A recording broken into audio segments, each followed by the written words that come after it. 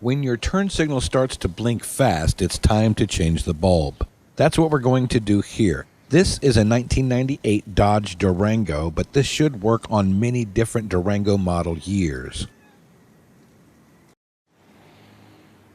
There's only one screw holding the turn signal assembly in place. Locate that screw between the headlight and the turn signal. It's a star screw. I'm using a little kit that has a T10 screw bit, but you can borrow one of these from most auto parts stores if you don't have one.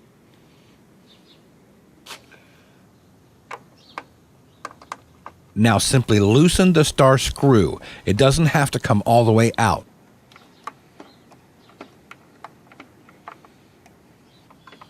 Once the screw is loose, gently pry the assembly out of the housing.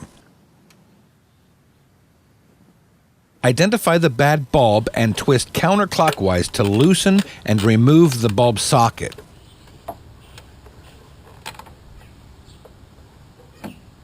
Use a rag to gently pull the bulb out. It doesn't unscrew, it just slides out. I use a rag in case the bulb breaks and to keep oils off the bulb. I am using Sylvester 3157 replacement bulbs. The auto store can help you find the bulb you need for your year of Durango. Now, slide the new bulb in until it clicks.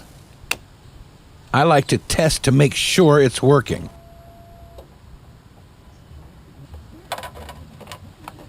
Put the socket back in by twisting clockwise. Push the assembly back into the housing and tighten the star screw. That's it, you're done. Now check to make sure everything is working.